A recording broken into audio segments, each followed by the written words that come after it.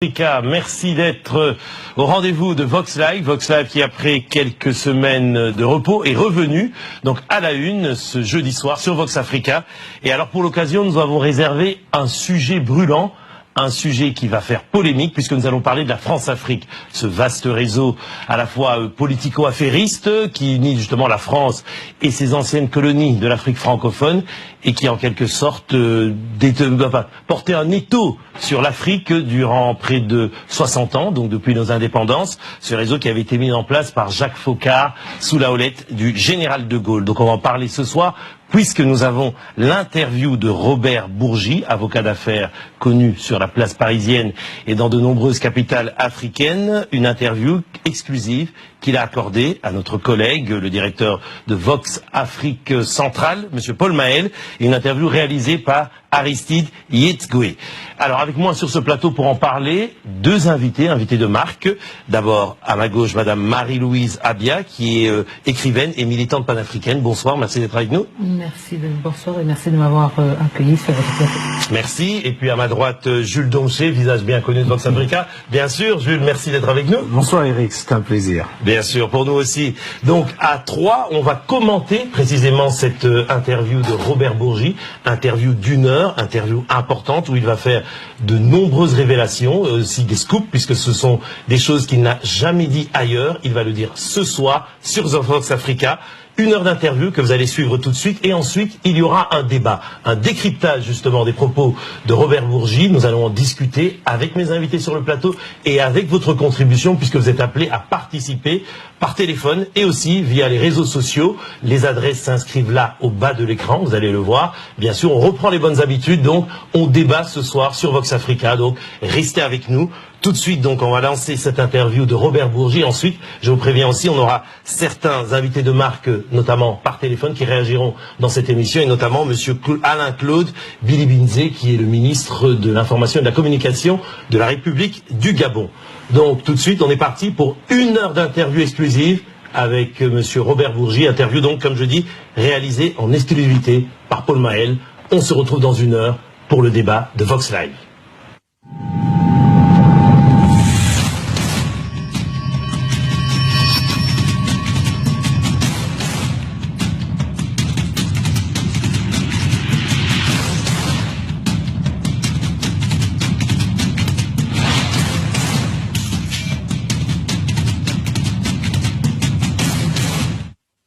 Madame, monsieur, bonsoir. Merci de votre fidélité à Vox Africa et bienvenue dans Focus. L'invité que nous avons ce soir est plutôt atypique. Il a un parcours bien connu, avocat d'affaires bien connu sur la scène parisienne, mais également dans les milieux politiques africains où il en est un des acteurs majeurs.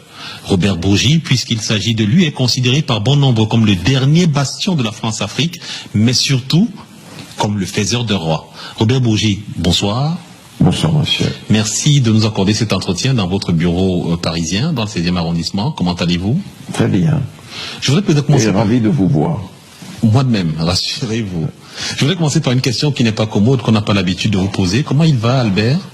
Albert va bien. La dernière fois qu'on l'avait vu, c'était quand? Il y a quelque temps. Vous échangez souvent? J'échange souvent. La rumeur court, mais je suis heureux de l'avoir pour grand frère. Et honoré de son parcours. Heureux et fier de son parcours. Vos divergences idéologiques n'empêchent pas l'esprit de famille. Ne vous embêtent pas, tant que ça? Pas du tout. Il nourrit ma réflexion, je nourris la sienne, et on s'entend très bien. On ne parlera pas beaucoup d'Albert, hein, rassurez-vous, je voulais juste...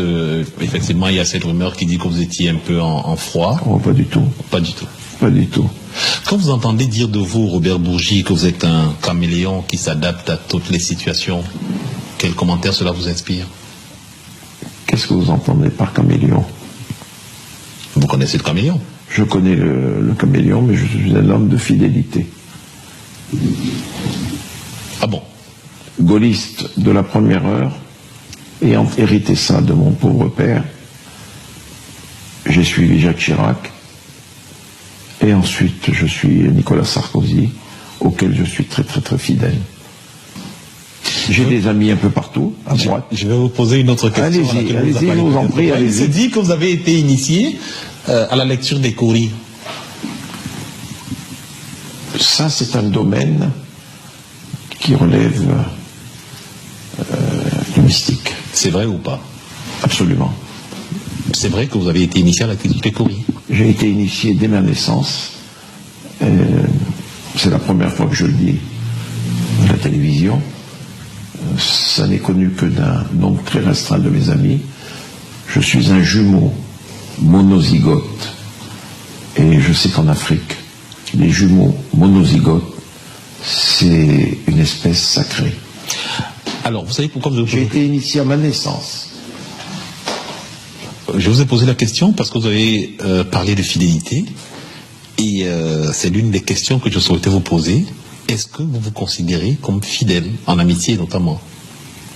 Je voudrais voir en votre présence une personne qui puisse dire devant vous que je suis infidèle en amitié.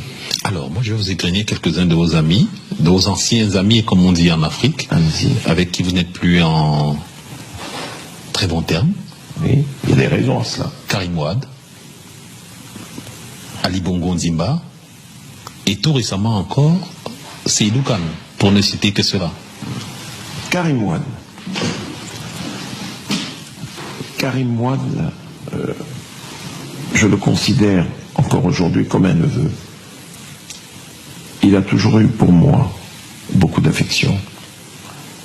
Et je me demande où, quand et comment j'ai pu être infidèle en amitié avec Karim Wade. Où, quand et comment. Pendant les 12 ans où ils étaient au pouvoir, Karim était le bienvenu matin, midi et soir dans mon bureau. Jusqu'à la fin, j'ai été avec lui. Mais je vais vous raconter une anecdote. Karim, il est là où il est aujourd'hui. Mais Macky Sall est élu. Quelques jours après son élection et sa prestation de serment, il est venu à Paris rencontrer le président Sarkozy. Il y avait déjà des griefs contre lui au niveau du nouveau pouvoir sénégalais. Macky Sall est à Paris et je l'ai rencontré bien sûr. Il m'avait fait venir à son hôtel. Je conduisais à lui François Fillon, à l'époque en tête dans les sondages, à droite, au lendemain de la défaite de M. Sarkozy. Vous voyez ce que je veux dire? Donc nous voyons monsieur le président Macky Sall, et il me dit: Robert, j'ai besoin de toi pour un problème. Est-ce que tu peux dire à Karim de se mettre en règle avec l'administration sénégalaise? On lui reproche des tas de choses, de malversations financières. Je dis: président, il n'y a pas de problème. Je vais demander à Karim de venir me voir. Karim est venu dans ce bureau. Et le fauteuil où vous étiez assis tout à l'heure et le fauteuil dans lequel s'asseyait assez régulièrement Karim Wade. Je lui ai dit: Karim, voilà ce que me dit le nouveau président sénégalais. Est-ce que tu peux te mettre en règle avec le nouveau pouvoir? On te reproche des tas de malversations. Le président est prêt à transiger. Je ne l'ai jamais dit cela. Le président est prêt à transiger avec toi.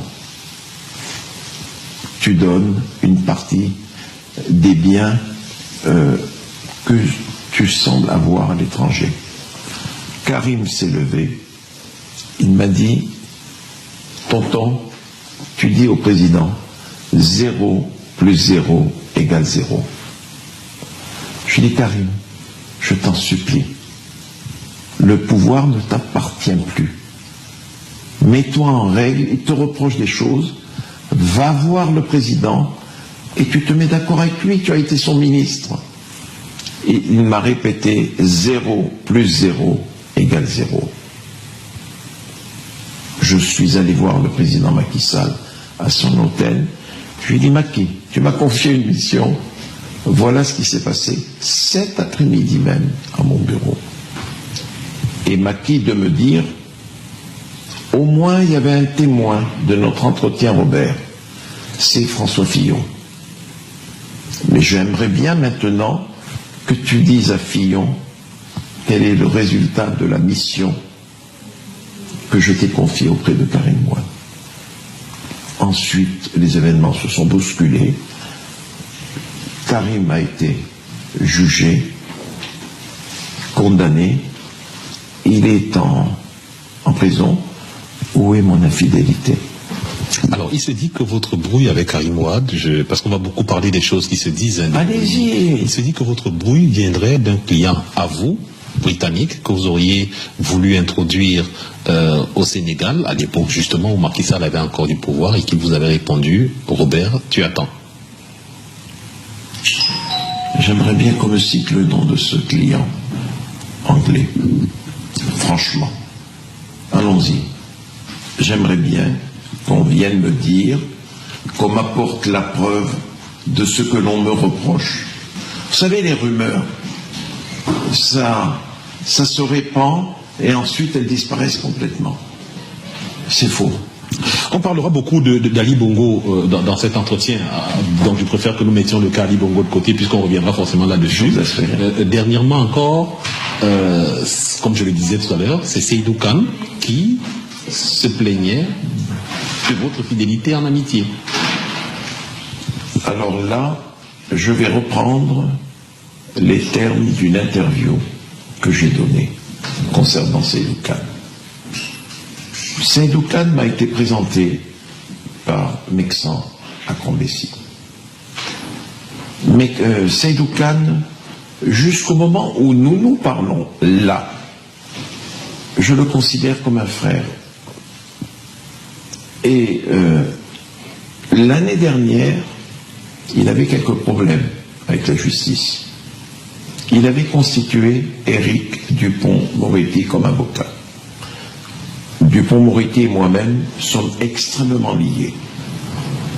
Et aux côtés de Dupond-Moretti, j'assurais la défense des intérêts de Seydou Khan dans une affaire.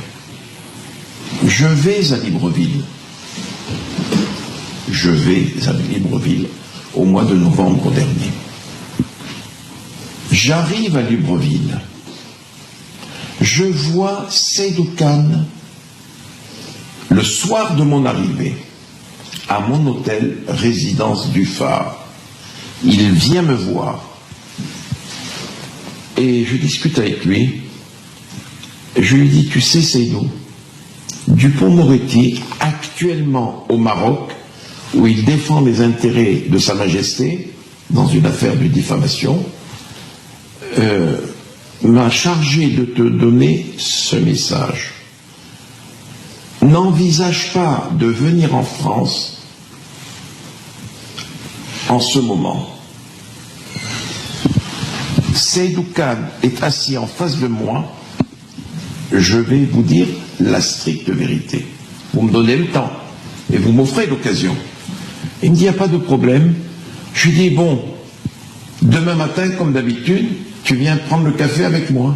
Il me dit, non, demain, je vais à l'intérieur du pays visiter les chantiers qui m'ont été confiés par le gouvernement gabonais. Je lui dis, ah bon, mais je suis là pour 48 heures, Seydou. Il me dit, non, tu ne me verras pas parce que je suis à l'intérieur du pays. Et lorsque tu vas partir, je ne serai pas encore revenu de l'intérieur du pays. Il n'y a pas de problème.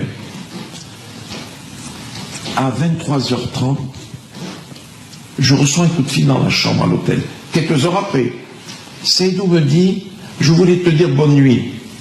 Je dis, oh Seydou, comme je regrette de ne pas te voir demain et pendant mon séjour à Libreville. D'habitude, on partage le tchèp, le riz. Il me dit, non, mais je suis à l'intérieur du pays. Le lendemain matin, je suis réveillé par une amie d'Air France qui m'appelle. Elle me dit, Robert, je lui dis oui. Elle me dit, mais ton ami vient d'être arrêté à l'aéroport. Je lui dis, quel ami? Elle me dit, le grand malien, Seydou Khan. Je lui dis, mais comment il a été arrêté? Il m'a dit qu'il allait à l'intérieur du pays. Elle me dit, non, j'étais là quand il a été arrêté par les policiers. Qu'est-ce que c'est que cette histoire? Je lui ai dit, mais tu vois, elle me dit, mais oui, j'étais là, à l'accueil. Que fais-je? J'appelle l'aide de camp du président Ali Bongo Ndimba, le commandant Arsène Mbaou. Je lui dis, Arsène, voilà ce que je viens d'apprendre. Il me dit, c'est pas possible. Je lui dis, eh oui. J'appelle Mexan, j'aimerais bien que ces deux témoins confirment, ils ne peuvent que confirmer. J'appelle Mexan, je lui dis, Mexan, voilà ce que je viens d'apprendre. Il me dit, tonton, viens vite à la présidence. Je vais à la présidence, je leur confirme ce que je viens d'apprendre. Et j'appelle Éric Dupond-Moretti, là où il est, sur son portable. Il me dit, je suis au Maroc, chez Sa Majesté, je ne peux pas défendre les intérêts d'eux, mais j'envoie mon collaborateur. Lequel collaborateur était à Aix-en-Provence, où il plaidait. Le temps que le collaborateur prenne le train depuis Aix-en-Provence, arrive à Paris, Seydou Khan avait choisi un autre avocat. Mais il n'y avait aucun problème entre Seydou Khan et moi. Alors Seydou Khan, vous savez au moins ce qu'il vous reproche. Enfin, il dit que vous seriez à l'origine de la dénonciation qui a entraîné son arrestation, et qu'ensuite, vous n'auriez pas été diligent à le faire libérer, ce qu'il avait demandé en priorité. Et il le dit, tenant compte de votre entre-gens et de votre carnet d'adresse, il dit que c'est des affaires que vous auriez pu régler sur 1 ou 2 coups de téléphone. Monsieur, moi j'ai une chose à vous dire, que les choses soient claires. Je vous le dis à vous, je le dis au chef d'État africain, dont je suis très proche, à travers vous, je leur transmets le message. La justice en France, elle est indépendante. La police en France, elle est indépendante. Vous insinuez qu'elle n'est pas indépendante en Afrique? Non. Vous me parlez de... il a un problème avec la justice en France. Voilà. La justice est indépendante. Seydou Khan, effectivement, m'a passé un message, règle les problèmes. Moi, je ne peux pas régler les problèmes. La justice en France, elle est indépendante. Lorsqu'il vient me voir à Libreville, à l'hôtel, il ne m'a pas dit qu'il prenait l'avion, il m'a dit qu'il allait à l'intérieur du pays. 1, 2, alors vous me dites qu'il me reproche de l'avoir dénoncé. Ça n'est pas dans mes habitudes, monsieur. Ça n'est pas dans mes habitudes. Qu'on m'apporte la preuve que j'ai dénoncé Seydou Khan. C'est faux, entièrement faux. Restons sur le chapitre. Et c'est la première fois qu'on me le dit d'ailleurs. Ah, vous le saviez pas? Pas du tout. Restons sur le chapitre de la fidélité, Maître Bourgi. Parlons maintenant de vos relations avec Nicolas Sarkozy. On sait que vous êtes très proche. On pensait que vous étiez très proche, jusqu'à ce que très récemment, la presse française fasse état de ce que vous faisiez des yeux doux à Alain Juppé. Au moins, cette émission prête à sourire. Et vos questions aussi. Je sais de quoi. Ça veut dire qu'on passe un bon moment. Je sais de quoi vous voulez parler. J'ai une fille qui s'appelle Clémence, qui vit à Bordeaux. Elle est étudiante à Bordeaux. Elle est en Hippocagne à Bordeaux, au lycée Montaigne. Je suis un papa amoureux de ses enfants. Je vais à Bordeaux régulièrement. Je suis allé la voir. Le soir même, Clémence me dit, papa, il y a demain une causerie d'Alain Juppé à la librairie Mola à Bordeaux. Est-ce que tu veux m'accompagner? Je lui réponds ceci, monsieur. Ma chérie, j'ai eu de l'amitié pour Alain Juppé. Je connais Alain Juppé. Alain Juppé est un homme, un personnage qui compte dans le paysage politique français. Mais je suis proche de Nicolas. Je suis proche de Fillon. Je ne vois pas pourquoi j'irais à une causerie d'Alain Juppé. Elle me dit, non, papa, tu sais, j'ai envie de faire Cagne après Hippocagne et Normal Sup. Voilà que ma fille m'entraîne à la causerie d'Alain Juppé. Je suis assis avec un ami et elle à la causerie d'Alain Juppé. Lorsque Alain Juppé rentre, il me voit. Il me voit. Bon. Et à la fin de la causerie, Juppé dit, bon, ceux qui veulent que je dédicace mon livre s'approchent du pupitre où je me trouve. Clémence avait acheté quelques livres. Elle me dit, papa, on va pour les faire dédicacer. Je lui dis, ma chérie, vas-y. Je t'ai dit que mes relations avec Juppé ne sont pas celles que tu crois. Elle est allée vers Alain Juppé avec cet ami. Pourquoi vous aviez de mauvais rapports avec Nicolas Sarkozy? Non, mais il y avait comme un froid depuis quelque temps. Pourquoi? Je ne sais pas. C'est encore la question que je me pose. Je n'ai pas de casier judiciaire. Je me pose la question. Je n'ai pas d'histoire avec la justice. Je n'ai pas commis de crime. Je n'ai pas commis de délit. Enfin, toujours est-il qu'elle y va et elle fait signer. Et à un moment donné, elle lui dit, c'est pour mon père, pour Catherine et Robert. Elle dit, Monsieur Juppé, je vous ai dit que j'étais avec mon papa. Je suis la fille de Robert Bourgi. Et Juppé fait ça, il dit, c'est donc Robert, ton père qui est en face. Elle dit, oui, Monsieur Juppé.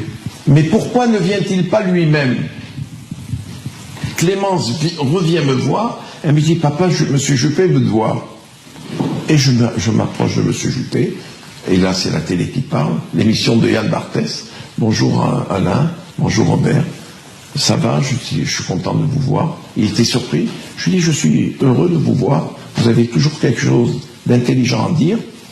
Et je lui ai dit, je profite de cette occasion pour vous dire que j'aimerais bien vous voir pour enterrer les chimères du passé. Et voilà. C'est que pour ça que vous vouliez le voir, pour enterrer les chimères du On aurait parlé. Il y a toujours quelque chose à dire avec Alain Juppé. Alors, la rumeur a grandi, a enflé, et dernièrement, lors d'une interview sur France 24, la question m'a été posée. Pour qui prenez-vous position pour la primaire à droite? J'ai dit que je soutenais de manière inconditionnelle Nicolas Sarkozy. Et vous le réitérez? Je le réitère, je soutiens Nicolas Sarkozy. Bien que les sentiments que j'ai pour Alain soient toujours les mêmes, d'une grande estime, d'un grand respect pour Alain Juppé, que je considère comme un vrai gaulliste. Il est plus gaulliste que Nicolas Sarkozy. Vous voyez que j'ai du courage de mes opinions. Il y a plus de sentiments gaullistes chez Juppé que chez Nicolas Sarkozy. Il y a plus de gaullisme chez Fillon que chez Nicolas Sarkozy. Mais j'aime Nicolas Sarkozy. Je le soutiens indéfectible. On va pas vous demander pourquoi. On respecte votre choix. Je pense avoir répondu à votre question. Parfaitement. Bon, voilà. On va sortir de ce chapitre sur la fidélité, oui, avant d'aborder celui sur la France-Afrique, en parlant d'un autre de vos amis, Pierre Péan. Oui, c'est un ami. Son amitié à qui vous auriez fait des confidences sur les mallettes d'argent en Afrique, oui, et que vous avez dévancé en les rendant publics avant lui, en sachant qu'il commettait un ouvrage là-dessus. Oh, je ne savais même pas. Pierre Péan est un vieil ami. Je l'ai connu dans les années 80. Personnage redouté, personnage décrié, mais j'apprécie la compagnie de Pierre Péan. Et j'ai beaucoup d'affection et d'estime et de respect pour Pierre. Toujours? Toujours. Il était dans ce bureau il y a 3 jours.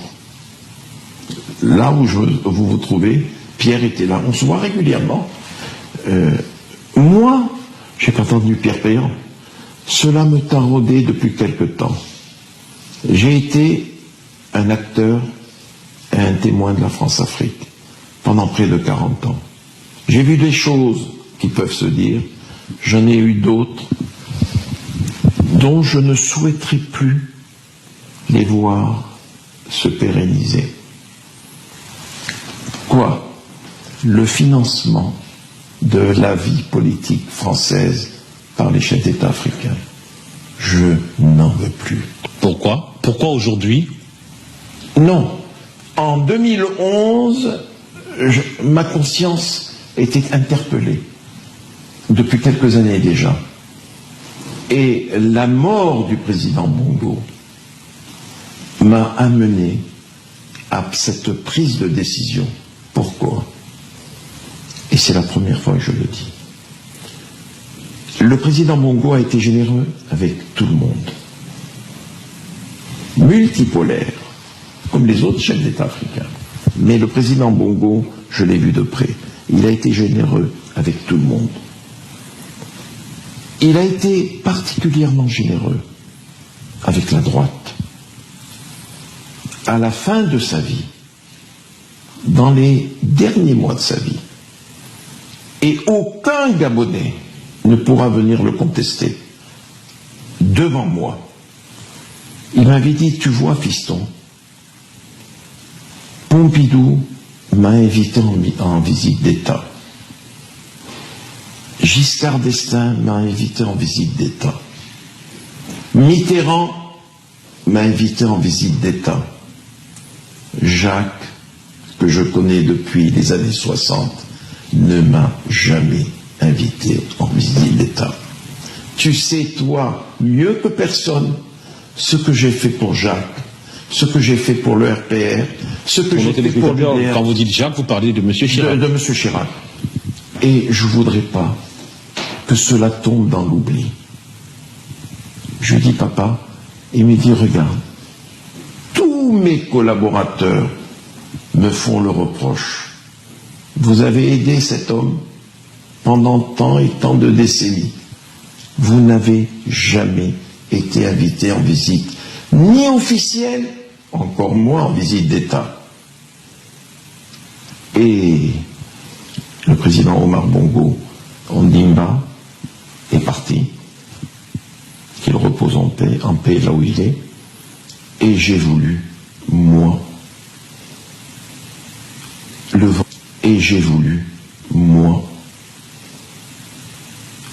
venger quelque part. Et je ne veux pas que ces choses-là se pérennisent. Donc les déclarations sur les mallettes d'argent, oui, étaient destinées à une vengeance contre Jacques Chirac. Non, je voulais venger le président Bongo. De tant d'ingratitude. À l'endroit de M. Chirac. De M. Chirac, tout particulièrement. Puisque je suis un homme de droit. J'étais la courroie de transmission. C'est moi qui accompagnais les émissaires du président Bongo. Alors justement, parlons des autres chefs d'État. Parlons des mallettes d'argent. Parlons de cette affaire des mallettes d'argent. D'abord, vous nous disiez que... Mais j'ai pas terminé. Je vous en prie. Je n'ai jamais transporté une mallette d'argent. Je tiens à le dire. Sommairement, les journalistes ont dit l'homme qui transporte les mallettes. Je n'ai jamais transporté une mallette. J'accompagnais des émissaires. Et vous en avez vu des mallettes d'argent? Elles étaient remises devant moi. Alors pourquoi ne révéler que M. de Villepin et M. Chirac qui comptaient les billets et ne pas parler de tout le monde? Parce que je ne pense pas qu'il n'y ait eu que M. Chirac. Je n'en dirai pas plus. Tant qu'à faire, vous avez commencé à en parler. Non. Ce que j'avais à dire, je l'ai dit en 2011, je confirme ce que j'ai dit en 2011, et je m'arrête, je ne donnerai aucun autre nom. Alors, j'ai dit que le président Bongo, comme les autres chefs d'État africains, était généreux de manière multipolaire. Si les auditeurs ne comprennent pas, c'est qu'ils ne comprendront jamais rien à rien. Parlons là-dessus. Parlons de la France-Afrique en elle-même, d'un point de vue structurel. Oui. Vous en êtes l'un des acteurs, l'un des architectes. Oui. Aujourd'hui, on a l'impression qu'elle vous rebute. Monsieur, je ne... pendant 40 ans, je vous sens un peu agacé. Pas du tout. J'ai fait de bonnes et de mauvaises choses. J'ai vu de bonnes et de mauvaises choses. Je veux conserver de tout cela les bonnes choses et condamner les mauvaises choses. Je ne veux plus de financement politique par les Africains. Je ne veux plus que les chefs d'État africains soient choisis par l'ancienne puissance coloniale. Je ne veux plus que les dirigeants soient choisis par l'ancienne puissance coloniale. Je ne veux plus que les hauts fonctionnaires viennent ici faire génuflexion devant l'ancienne puissance coloniale. Les Africains aujourd'hui doivent être maîtres de leur destinée. C'est aux peuples africains de désigner leurs dirigeants et c'est aux peuples africains de les révoquer. Comme on dit, je l'ai entendu dernièrement, de les dégager. Quand vous le dites, Maître Bourgi, oui. Au nom de qui parlez-vous? De moi-même. Alors, vous le savez, on vous a longtemps considéré comme un homme de l'ombre. Vous l'avez longtemps été d'ailleurs. Vous avez beaucoup. Je le suis encore. Depuis quelques années, quand même, depuis 2011, vous êtes beaucoup sous les feux de la lampe pour quelqu'un qui est dans l'ombre. Mais parce que la fin de mon parcours terrestre approche et il faut que j'aille vite. Alors, il faut que j'aille vite en besogne. Alors, quand vous dites je ne veux plus, vous parlez en votre nom propre et vous vous adressez à qui? Je m'adresse aux Africains et indirectement aux aux dirigeants français. Pourquoi? Parce que c'est la gauche. Parce que c'est la gauche qui est au pouvoir aujourd'hui. Non, pas du tout. Ce message, je le passe. Régulièrement. Monsieur Fillon vient souvent dans ce bureau. Même si j'ai choisi Monsieur Sarkozy, je dis à François Fillon.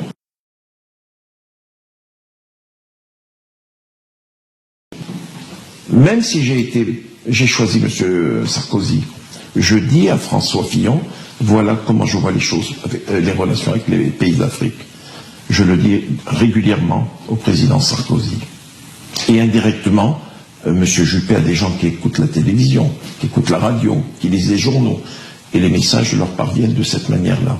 Les choses doivent changer. J'aime beaucoup cet entretien à bâton rompu avec vous. Quand vous réitérez votre amitié et votre soutien indéfectible à Nicolas Sarkozy, vous épousez le discours de Dakar de Nicolas Sarkozy? Pas du tout. Oh, je lui en ai dit des choses après le discours de Dakar. Je lui ai dit, Nicolas Sarkozy part à Dakar. Avant, il y a l'escale libyenne. Et il va sur Dakar. Après, il allait sur Libreville.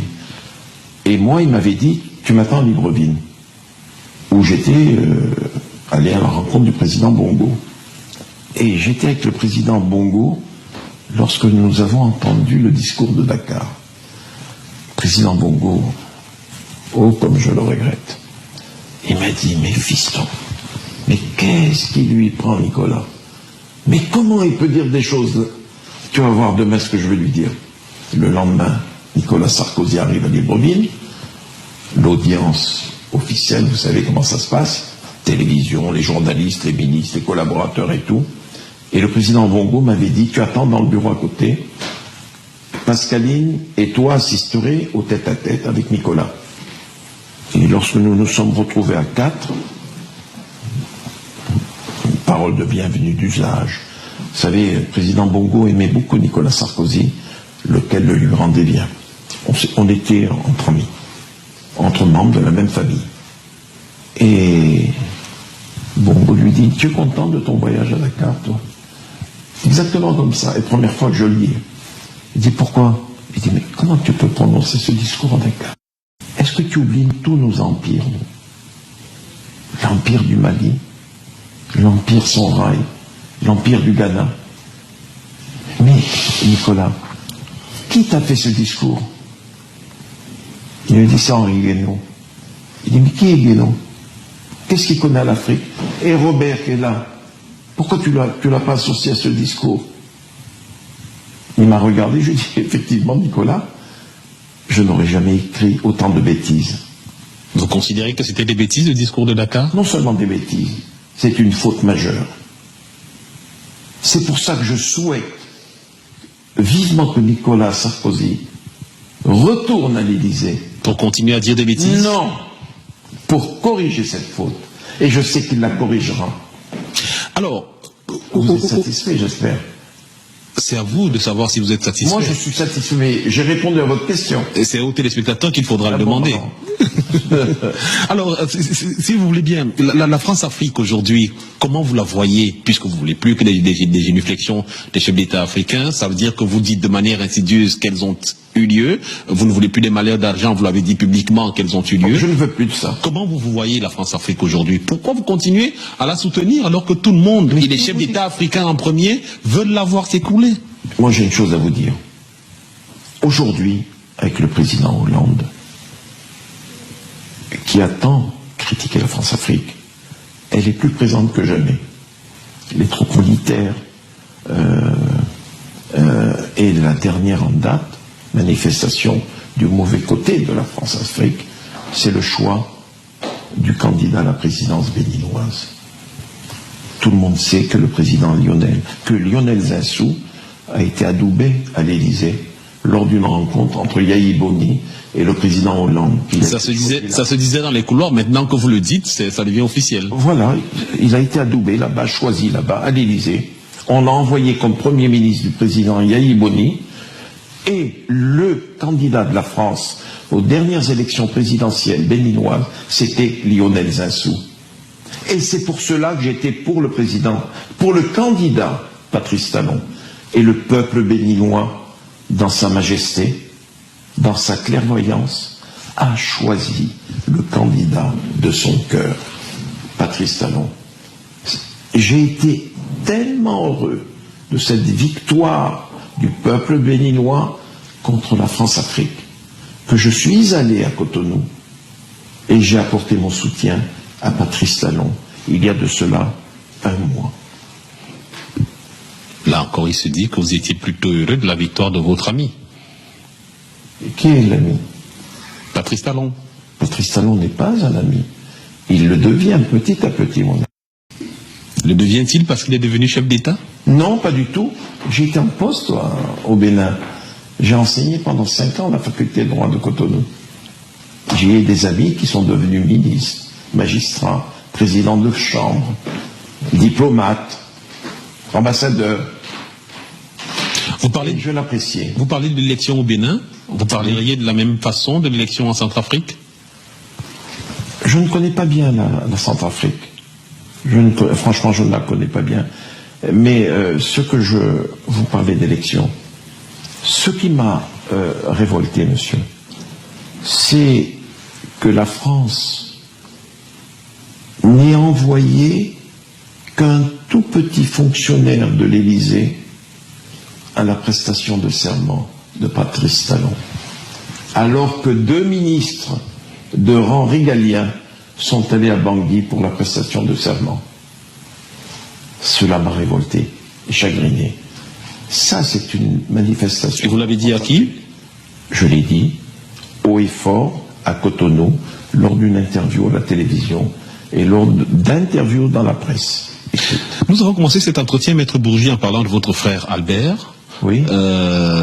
C'était pas fortuit, parce que tout le monde le sait, il est de notoriété publique que votre frère est de gauche et qu'il a des soutiens dans de l'international socialiste et que parmi ses amis, il y avait un certain Laurent Gbagbo. Et c'est pourquoi je vous demandais tout à l'heure, est-ce que vos divergences idéologiques n'ont pas brouillé les liens familiaux? Parce qu'on sait que vous êtes très proches et très amis, à moins que vous nous disiez le contraire tout de suite, d'Alassane Dramane Ouattara. Écoutez, que les choses soient claires. Merci de me poser la question. Et je vais répondre à cette question. Laurent, je le connais depuis plus de 30 ans. Son amitié m'honore. Vous êtes toujours ami à Laurent Gbagbo? Il est emprisonné. Non seulement Laurent est un ami, mais je l'aime beaucoup. S'il y a une échelle de graduation de l'amitié, Laurent est à 100 et Alassane Ouattara est à 10. Il va être content de l'entendre. Peu importe. Laurent est un ami. Pourtant, vous voyez, ici vous avez une photo d'Alassane Ouattara avec ma femme et ma fille. Mais vous avez une photo de Laurent Gbagbo et de Robert Bourgi. C'est tout dire. Elle est derrière vous. Et Laurent est dans mon cœur.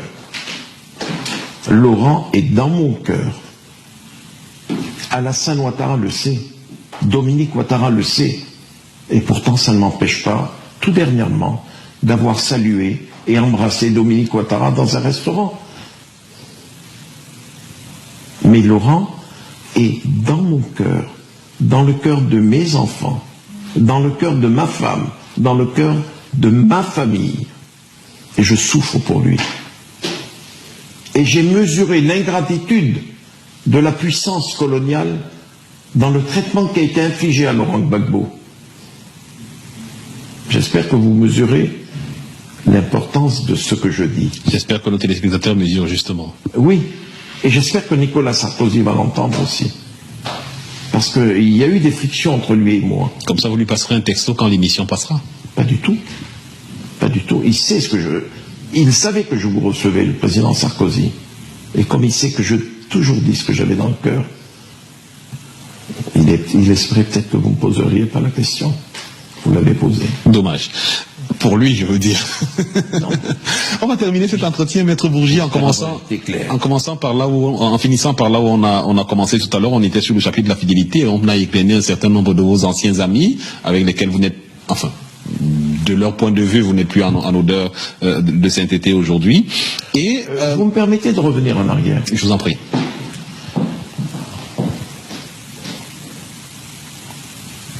Samedi dernier, j'assistais à une réunion d'un opposant gabonais, Raymond Ndong Sima, l'ancien premier ministre d'Ali Bongo. Il y avait un message de Seydou Kane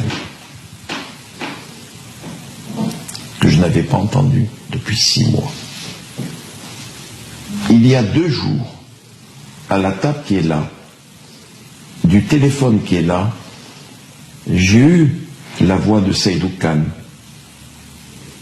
Seydou Kane m'a appelé, s'abritant derrière l'ombre tutélaire de Pascaline Bongo. Pascaline m'a appelé il y a 2 jours. Elle me dit, il y a ton frère qui voudrait te parler. J'ai pensé que c'était Ali. Non, c'était Seydou Kane. Pendant que je répondais à vos questions, je me posais la question de savoir si j'allais vous dire cela. Je crois qu'il vaut mieux que je le dise. Et pourquoi vous ne le dites finalement? Parce que pour vous dire que si lui est revenu, c'est parce qu'il a quelque chose à se reprocher. Seydou m'a appelé samedi. Seydou m'a appelé il y a 2 jours. Et c'est Pascaline qui a appelé. Il dit, je te passe ton frère. Si j'osais, je vous demanderais ce que vous vous êtes dit. Non, il m'a dit, tu es fâché avec moi? Je dis, moi je ne suis pas fâché avec toi, Seydou. Ma porte est ouverte, tu peux venir quand tu veux. Il y a les sentiments d'un côté, et il y a la politique de l'autre. J'ai choisi une voie politique qui n'est pas celle de Seydou Kane aujourd'hui. C'est tout. Vous avez finalement, effectivement, le don de lire les courriers, parce que chaque fois, vous avez anticipé sur la prochaine question et vous nous amenez sur le prochain terrain, parce que je pensais justement qu'on allait partir parler du Gabon, et là, vous nous avez conduit tout droit vers le Gabon avec cette agréable anecdote. Je suis un jumeau monozygote. Je devine certaines choses quelquefois. Vous connaissez? Alors, parlons du Gabon. Je pense que de tous les pays d'Afrique francophone, c'est celui que vous connaissez le mieux. Après le Sénégal. Ou en même temps. Le Sénégal, vous y êtes né, voilà. Mais le Gabon, c'est plus que ça. C'est un choix. Le choix de quoi? Le choix des opportunités, le choix du cœur, le choix de tout, le choix du cœur. Et vous savez, je regarde par là, je vois Omar Bongo. Je regarde là, je vois Omar Bongo. Je regarde là, c'est Omar Bongo. Mon bureau, c'est Omar Bongo. Et ma vie, c'est Omar Bongo Ndimba. Votre affection vis-à-vis du Gabon est-elle étroitement liée à Omar Bongo? Absolument. Et aux Gabonais aussi. Vous savez, monsieur, vous connaissez tous, c'est un secret pour personne maintenant, mes prises de position. Aujourd'hui, Robert Bourgi, arrivé au Gabon, peut taper à n'importe quelle porte. Et toutes les portes s'ouvriront devant moi. J'aime profondément les Gabonais. Vous aimez profondément les Gabonais? Et Omar Bongo Ndimba m'a appris à aimer le Gabon. Et c'est par lui que j'ai appris à aimer les Gabonais.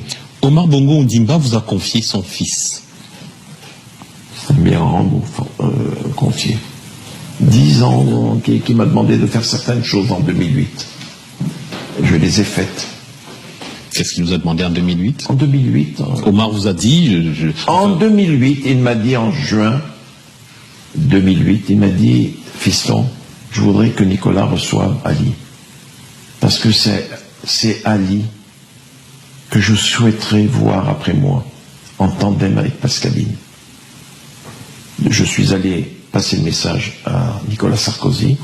Il m'a dit, dans un premier temps, c'est Guéant qui le recevra. En juin 2008, Guéant a reçu longuement Ali, en ma présence bien entendu, et le lendemain nous sommes allés prendre le petit déjeuner au Bristol.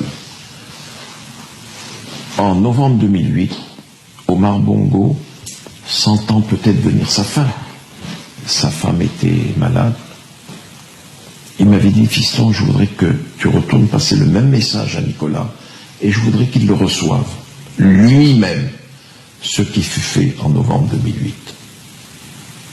Nicolas Sarkozy lui a dit, bon, je reçois le message de votre père, mais c'est au peuple gabonais de décider de son destin. Vous êtes sûr qu'il lui a dit ça? Pourquoi vous mentirais-je? Il n'y a aucune raison, justement. Aucune. Eh bien, je ne vous mens pas, ça s'est passé exactement comme ça. Et aujourd'hui, les années ont passé. En 2009, nous avons soutenu Ali Bongo. Vous l'avez soutenu ou vous l'avez installé au pouvoir? Nous avons contribué à l'installer au pouvoir. Et je l'ai soutenu contre vents et marées. Je repose ma question. Vous l'avez installé au pouvoir? Nous avons contribué à l'installer au pouvoir.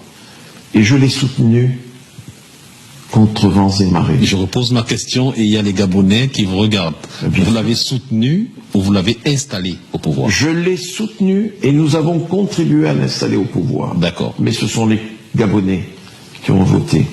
Mais aujourd'hui, je pense que l'émotion m'a fait faire des bêtises. L'émotion due à la mort du président Omar Bongo Ondimba. On a fait parler le cœur, mais on aurait dû faire parler la raison. 7 années se sont écoulées. 7 années de regrets éternels pour moi d'avoir fait ce choix. Vous nous dites aujourd'hui que c'est les Gabonais qui ont choisi. Mais vous ne teniez pas le même discours il y a pas longtemps. Non. Vous ne me laissez pas terminer. Allez-y. Nous avons contribué à le faire élire. D'accord. Mais je ne pense pas que le résultat qui fut celui proclamé soit le véritable résultat. Quelque part, quelque chose me dit que le pauvre André Mbaobam était peut-être le vainqueur de cette élection. Et c'est pour cela que lors de la mort de André, j'avais écrit une lettre posthume où je lui demandais pardon. Vous êtes au courant, au moins. J'ai écrit une lettre posthume à André Mbaobam qui a paru dans les Échos du Nord, à Libreville.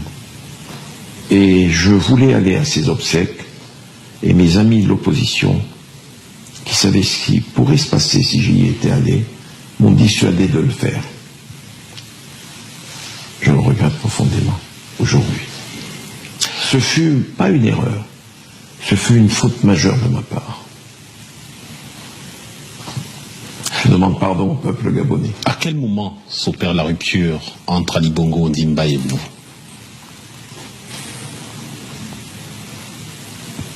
Au départ, ça s'est bien passé. Ensuite, il s'est éloigné des barons. Il a écarté tous les compagnons de route d'Omar, de son père. Dont vous? Et il a éloigné, il m'a éloigné, effectivement. Il a éloigné Pascaline. Elle ne vous le dira jamais, mais tout le monde sait qu'il l'a éloigné. Il l'a écarté de son bureau, chassé de son bureau. Certes, il l'a nommé au représentant personnel, ce qui ne veut rien dire. Demain, je décide de nommer cette statue au représentant personnel. Ça n'engage que moi. Et pendant 3 ans, je n'ai pas mis les pieds au Gabon. Et fidèle aux enseignements d'Omar Bongo Ondimba, je recevais tous les opposants. Parce qu'Omar Bongo m'avait dit un jour, fiston, il ne faut jamais fermer une porte.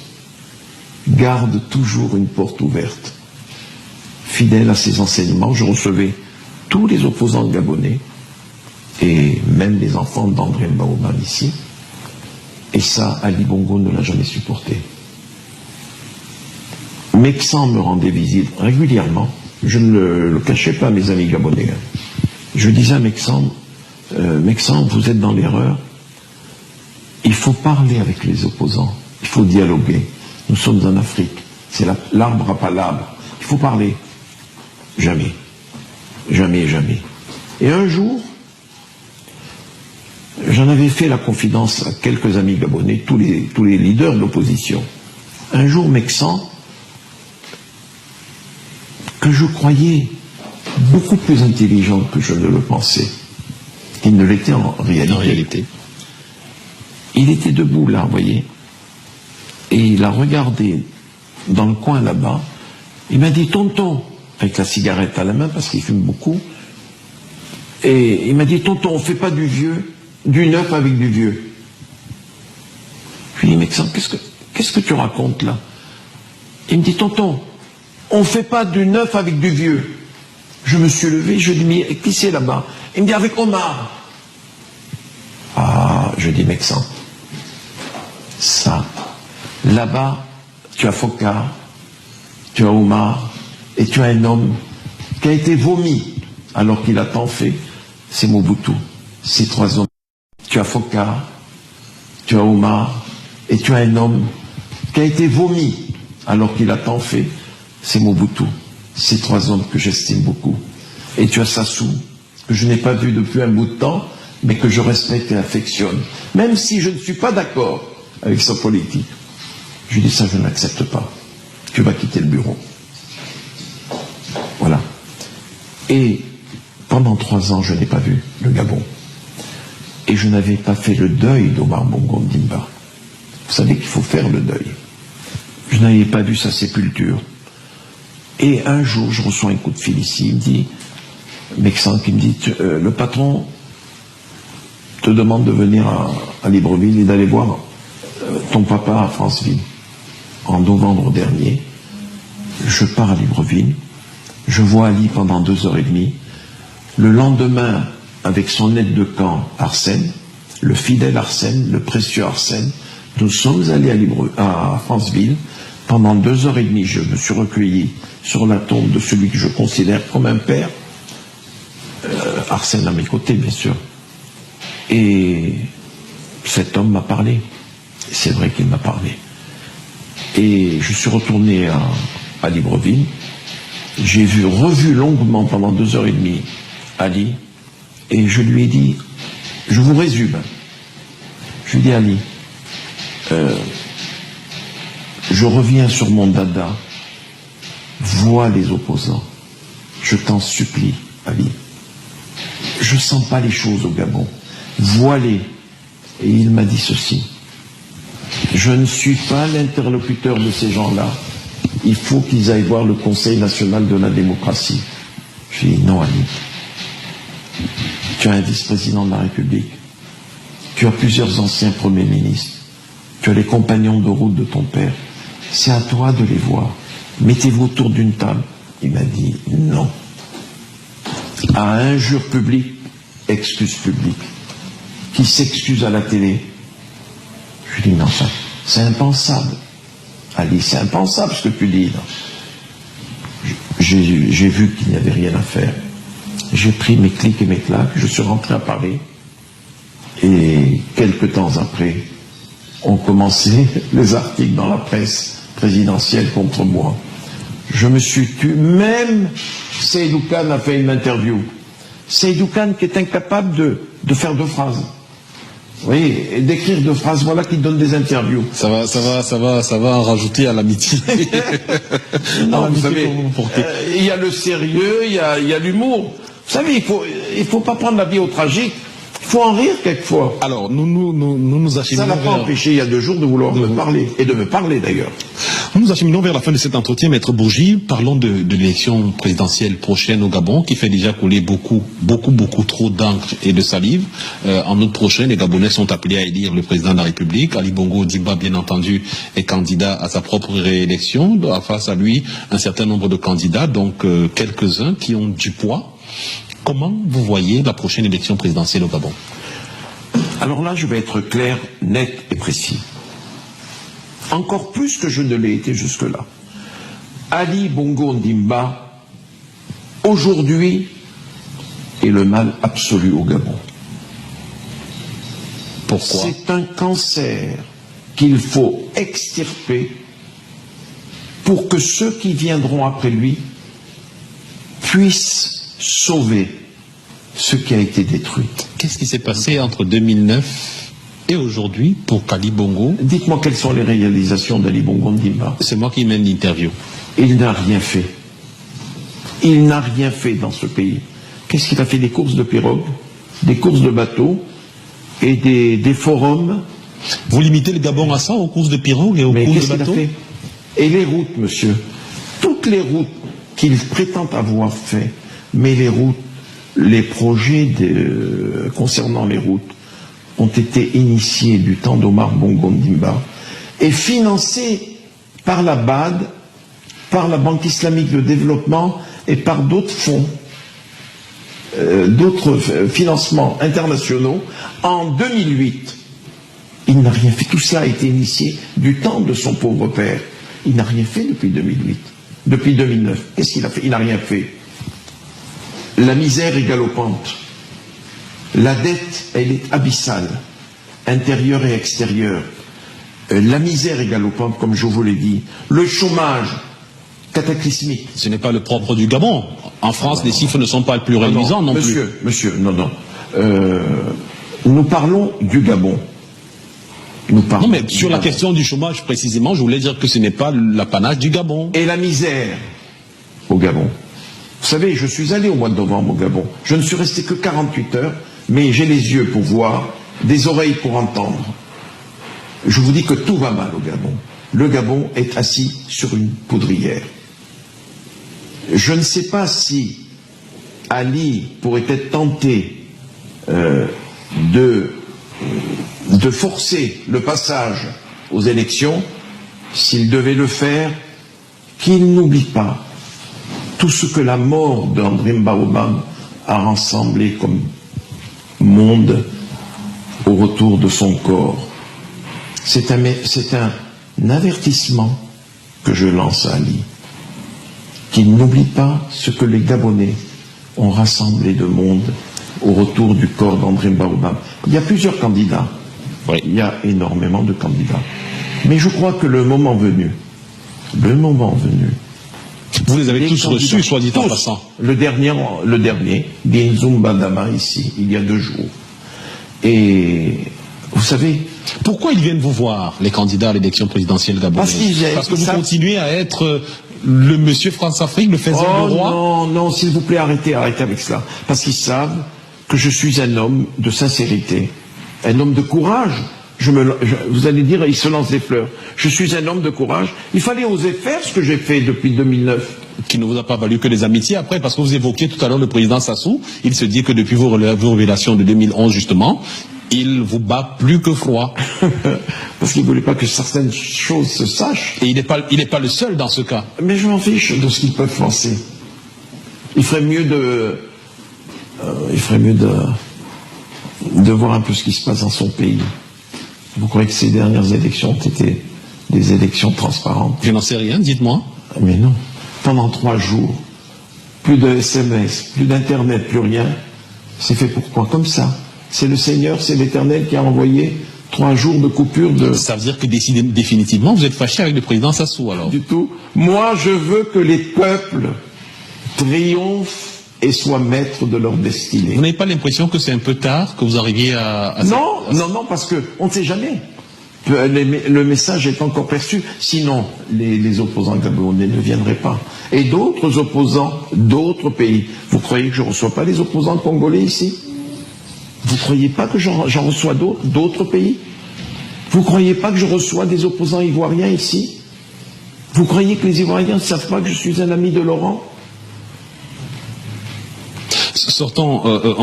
Restons sur le Gabon pour sortir, Maître Bourgi. Excusez-moi, j'ai haussé le ton, veuillez m'en excuser. Vous parliez justement des candidats, des opposants qui sont en liste pour la présidentielle gabonaise. Oui. Y en a-t-il qui ont le profil pour sortir le Gabon du cauchemar que vous décrivez? Oui, il y en a pas mal, oui. Ce sont des candidats valables, mais le moment venu, je crois, que cette multiplicité de candidatures, que je réprouve d'ailleurs, je l'ai dit, parce que c'est une élection qui se fait à un tour, une multiplicité de candidatures pourrait faire le jeu du pouvoir actuel. Mais je pense que, comme en 2009, rappelez-vous en 2009, plusieurs candidats s'étaient désistés au dernier moment pour André. Jean-Yen Ndong, l'abbé Mba Bessolé, l'abbé entre guillemets, Paul Mba Bessolé, et Michel Thiel. Bon, il s'était reporté sur André Mbaoubam. Bon, là-dessus, il y a eu les mystères de la France-Afrique qui ont joué, et les forces obscures qui ont fait que le pauvre André ait été battu. Et en 2016, ne soyez pas étonnés que le moment venu, il y ait un grand candidat. Un journaliste, juste avant que vous n'arriviez. On est à 2 mois de l'élection. Hein, oui, mais il y avait dans ce bureau, avant que vous ne veniez, mais pas pour une interview, il m'avait dit, tu sais, il y a Jean Ping et il y a Guy Nzuba comme gros candidats. Je lui dis, mais tu sais, ne sois pas étonné si le moment venu, ces deux ne se retrouvent pour choisir le meilleur d'entre les deux.